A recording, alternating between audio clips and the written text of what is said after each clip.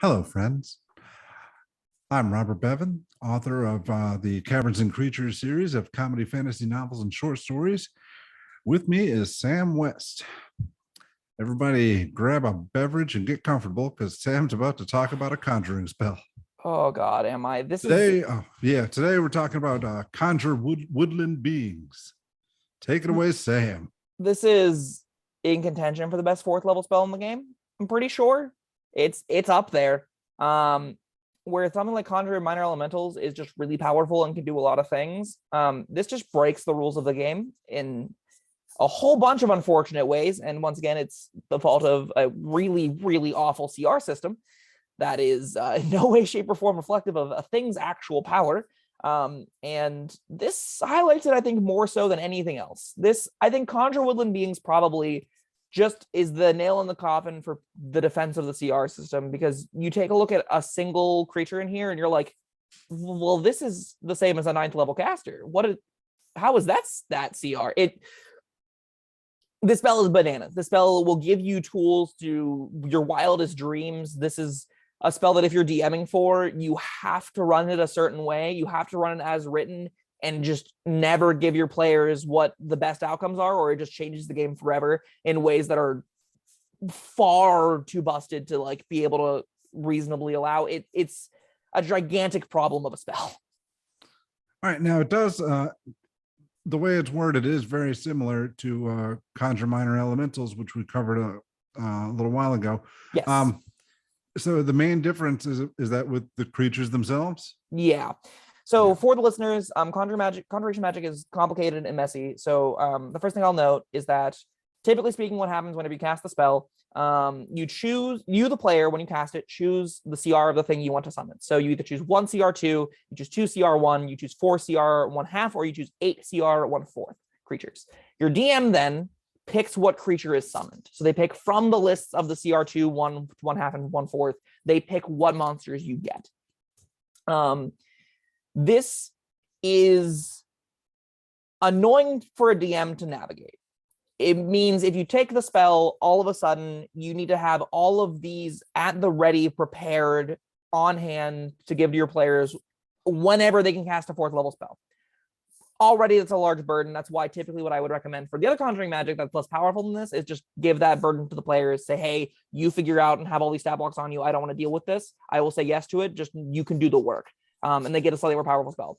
In this case, it doesn't work. The reason it doesn't work is because the CR1/8 or the CR1/4 monsters, one of them in particular is ridiculous. The Pixie. The Pixie is the most problem monster for the CR rating because you get 8 CR1/4, and they get the equivalent of 4 first level spell slots, 2 second level spell slots, 2 third level spell slots, and 2 fourth level spell slots. Notably, that means you're getting 2 4th level spell slots for the price of 1 4th level spell slot. Already, regardless of what spell it is, we're at a pretty good deal, wouldn't you say, Bob? That's a pretty good deal. Now, well, before you go on now, when we were talking about Conjure Minor Elementals, we had those. What were the creatures that could summon the methods? But they are not allowed to summon other methods, correct? It's my understanding. I could be wrong, but I believe they're not allowed to summon other methods. Now, but with the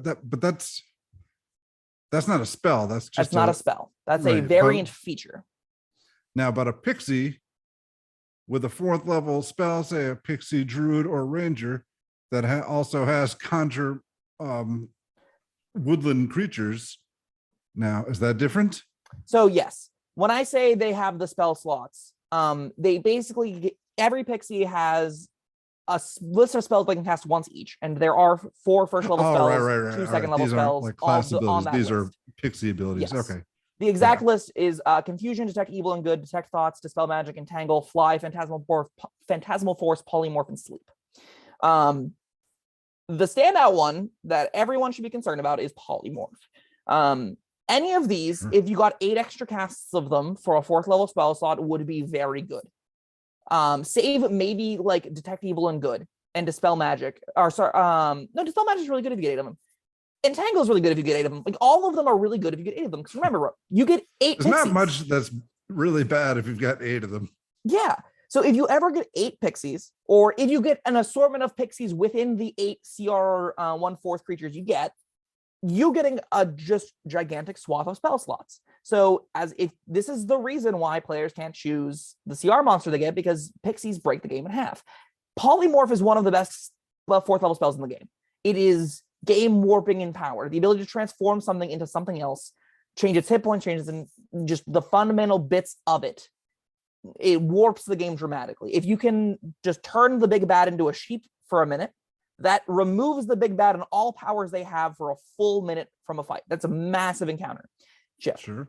this is potentially 8 uses of that. Upcasting it, you can get 16 or 32 casts of it, which is bananas, which is destructively powerful, which is so good you have to reframe how the spell works. That is how powerful it is. Oh wow, I didn't even realize you could upcast this. That's ridiculous. Yes. It is very good. It is dangerously powerful with pixies. And for the record, pixies are our ceiling. They're definitely the best thing you can do here. But for all of the options, you're in a pretty happy spot. So for example, if you take Dryads, the CR1 option, Dryads would be busted if there weren't also pixies in here. This would be the most busted thing I'd be talking about here, and still saying the spell is amazing. Because Dryads also come with spells, except they get 3 times each uses of Entangle and Goodberry. 1 passes out trace, 1 Shillelagh, which is a cantrip, which is sure whatever. But they also get barked into themselves. All right, so you're coming already with 2 Dryads with also a boatload of spells and utility. On top of that, Dryads have this thing called Fey Charm, which can charm up to 1 humanoid or 3 beasts at any given time. They as an action attempt to charm a creature. If that creature fails the save, they are charmed for 24 hours. No subsequent saves unless they take harm from you or the Dryad, right? So you can summon a creature that lasts an hour that can charm another creature for 24 hours. And it can do that at will. You can just, every time you run into a new creature, every time you run into a new NPC, charm it.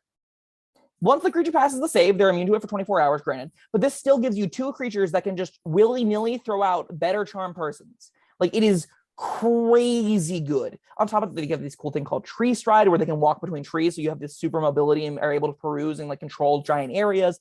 Very powerful stuff here we're talking about, and this is Sorry, I got a question about the Fey Charm. Sure. Now, the Fey Charm, the Dryad is charming the creature.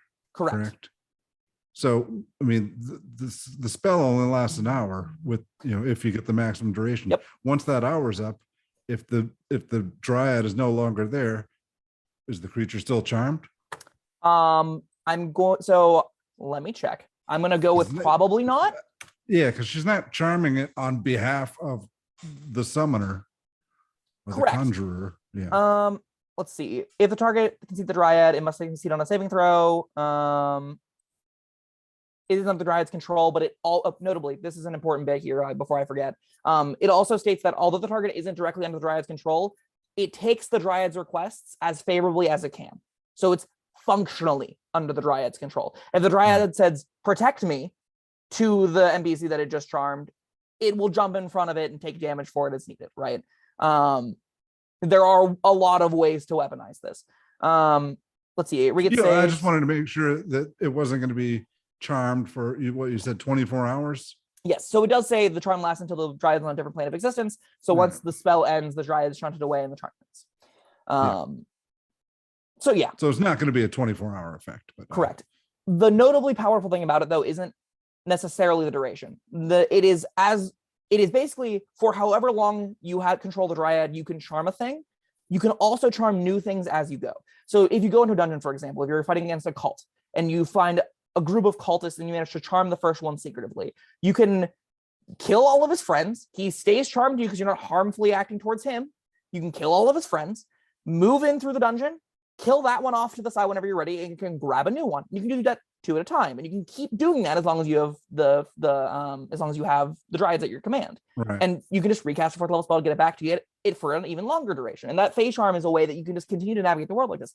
Even if you're in like a woodland environment, you want 3 dire wolves, have them go out and find 3 dire wolves, charm 3 dire wolves, and then you have 6 dire wolves at your disposal as well, conceivably. Now, granted, that's not given. There are going to be times whenever you're not going to be able to find 3 beasts that you're going to still want, especially within the allotted hour. But there are ways that the spell can be weaponized to do huge amounts of damage off the dryads. Dryads are very good. And they're not even close to as broken as the pixies are. No. If we look at like the worst options here, these are still quite good. Blink dogs, for example. If you get 8 blink dogs, that's 8 attacks or 8 attacks around, which you're pretty happy with. They also can teleport. They can just blink all over the place and bite as needed. You can be like, hey, go kill that guy, and they're just there. That seems decent. You have sprites. Sprites have sleep darts. 8 sleep darts around means you're putting things unconscious like crazy. Sprites are bananas good, even though their save DC isn't particularly high. Having 8 things that can, with a single 1 damage little needle, put something unconscious, warps encounters. Am I thinking of a different edition, or are pixies not a subset of sprite? What their relation, I do not know, but they are 2 separate stat blocks. So we got the sprite stat block and we have the pixie stat block. They are different. I think I'm thinking 3rd edition. Yeah, probably. 3rd was crazy complex in its monster genealogies. There were lots of different variations and nuances about it from my limited understanding. The only MMCR 1.5 option you have are satyrs. Satyrs have a variant in the book called Satyr Panpipes, which says that normally one within the group has it.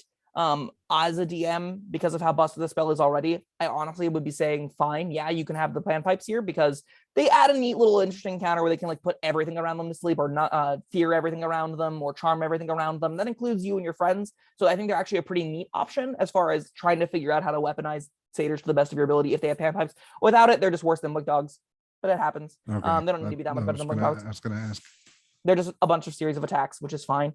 And the CR2 option you never ever pick because it's just a sea hag, and saying just a sea hag feels a bit pitiful, but sea hags actually kind of suck. They have to fear a thing, and then they can give it a look with a really low DC. They can outright kill it, but that's 2 actions that isn't given, that has a very short range, that it's not likely to. Why a sea hag?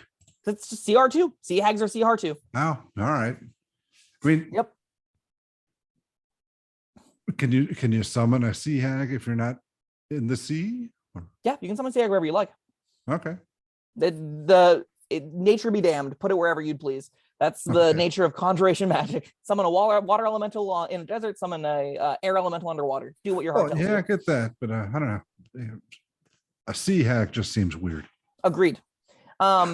There are some other things I should quickly note. Volo's Guide to Monsters exists, and that does expand its list a little bit. It gives you Darklings, Quicklings, Darkling Elders, and Meanlocks. I'm not going to focus too much on them because none of them are as powerful as the stuff in the monster manual, from my limited understanding. For the most part, you're going to be summoning things to the MM or things your DM creates. Most of them will be minimum good. Just don't say CR2 and you'll probably have a fine time. If you don't want to risk satyrs not getting pipes, and they're probably honestly the second worst option, just say CR1 or CR1/4. If you always want dryads and if your DM is running this rules as written, and you know they will never ever give you pixies and you want good spell casting, you can just always say CR1 and get dryads. If you need a lot of attacks, you can say CR1/4, and blink dogs and sprites are both fine for that.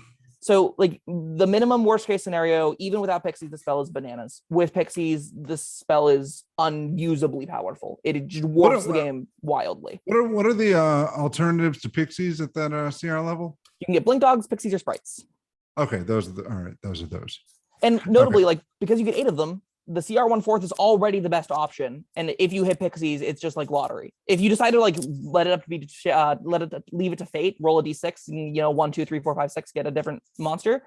If you ever get pixies, you hit the lottery. You hit the big bucks. You're getting bananas powerful full casters that are probably better than your comparative fighters at this level. And they're just at your command. Worst case scenario, you get sprites, which are still very good and very useful. So all around, hugely problematic spell, wildly difficult to DM for. The sheer quantity of things this thing does is bananas. It's the reason I think druids are remotely comparable to wizards. It's a druid ranger spell. Notably, I will say this, if your ranger gets to the upper tiers and they get this spell, let them take pixies. They deserve it. They earned it. They're spending They're You beat me to the spending- punch. I was going to ask you about the ranger, but yeah, go ahead. They can have pixies. It's okay. At this stage, there are people doing way more. I don't know about way more powerful things, but they're doing more powerful things than this. So your ranger can have some pixies. It won't be the end of the world. They can never get more than 8. They can never get 32. So, or 24. I think it's 24. I think it's 3 times. All right, because they won't be able to upcast. Yep. It upcasts at 2 levels up, I think. Yeah. Twice as many as 6 level slot and 3 times as an 8. So every 2 levels. And they don't get a 6 level slot. Yeah. Yeah.